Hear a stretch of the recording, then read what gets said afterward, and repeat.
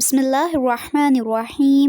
Welcome to our channel Free Islamic Education Groups, Mariam Safdar and team presenting you Memorizing Surah Rahman, lesson number 7. نحمده ونصلي على رسوله الكريم أما بعد فأعوذ بالله من الشيطان الرجيم بسم الله الرحمن الرحيم رب اشرح لي صدري ويسر لي أمري واحلل عقدة من لساني يفقه قولي رب زدني علما اللهم فقهنا في الدين. السلام علیکم ورحمۃ اللہ وبرکاتہ. کیسے ہیں آپ سب؟ آج ہم انشاءاللہ سورۃ الرحمن لیسن نمبر 7 آیت نمبر 13 and 14 حفظ کریں گے. اس سے پہلے کی آیات کو آپ بار بار پڑھتے رہیں تاکہ وہ بھولیں نہیں اور مزید پختہ ہو جائیں. تو آج کا لیسن شروع کرتے ہیں. اعوذ باللہ من الشیطان الرجیم. بسم اللہ الرحمن الرحیم.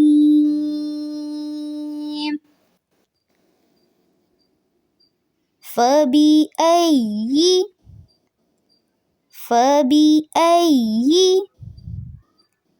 آلاء ربكما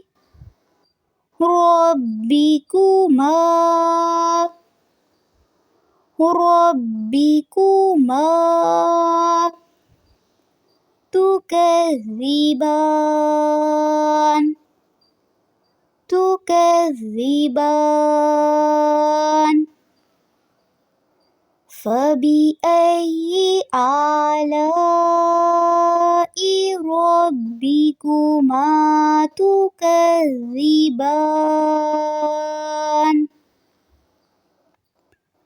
فبأي آلاء ربكما تكذبان.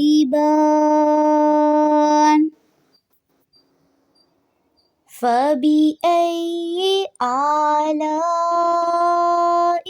ربكما تكذبان.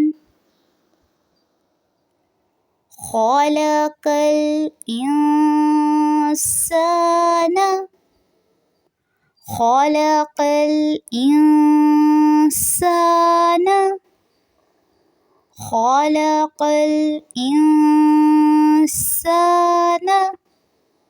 من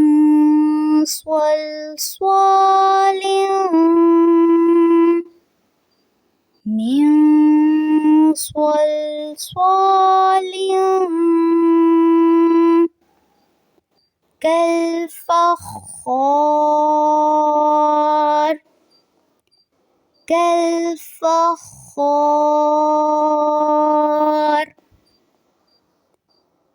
خلق الإنسان من صلصال كالفخار.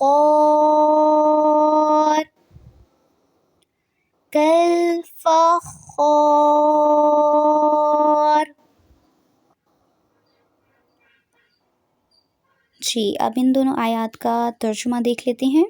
بسم اللہ الرحمن الرحیم. پس اے انسانوں اور جنوں تم اپنے پروردگار کی کس کس نعمت کو جھٹلاؤ گے؟ اس نے انسان کو ایسی آواز دینے والی مٹی سے پیدا کیا جو ٹھیکری کی طرح تھی، یعنی کہ خشک مٹی جس میں آواز ہو، یعنی آگ پہ پکی ہوئی مٹی جسے ٹھیکری کہتے ہیں. اور یہاں انسان سے مراد حضرت آدم علیہ السلام ہیں جن کا پہلے مٹی سے پتلا بنایا گیا اور پھر اس میں اللہ نے روح پھونکی. تو یہاں پہ بھی اللہ تعالیٰ اپنی نعمتوں کو گنوا رہے ہیں، اپنے احسانات یاد دلوا رہے ہیں. اور پھر پوچھ رہے ہیں فَبِأَيِّ آلَاءِ رَبِّكُمَا تُكَذِّبَانِ، تو ہم نے اس کے جواب میں کیا کہنا ہے؟ لا بِشَيْءٍ مِّن نِعَمِكَ رَبَّنَا نُكَذِّبُ فَلَكَ الْحَمْدُ۔ جامعہ ترمذی میں یہ حدیث موجود ہے کہ اس کے جواب میں یہ پڑھنا چاہیے۔ تو آپ نے اس لیسن کو اچھی طرح سے یاد کرنا ہے، آیت نمبر 13 and 14، اور پچھلی آیات کو بھی ساتھ ساتھ دہراتے رہیں۔ سبحانک اللہم و بحمدک نشہد ان لا الہ الا انت نستغفرک و نتوب الیک۔ السلام علیکم ورحمۃ اللہ وبرکاتہ۔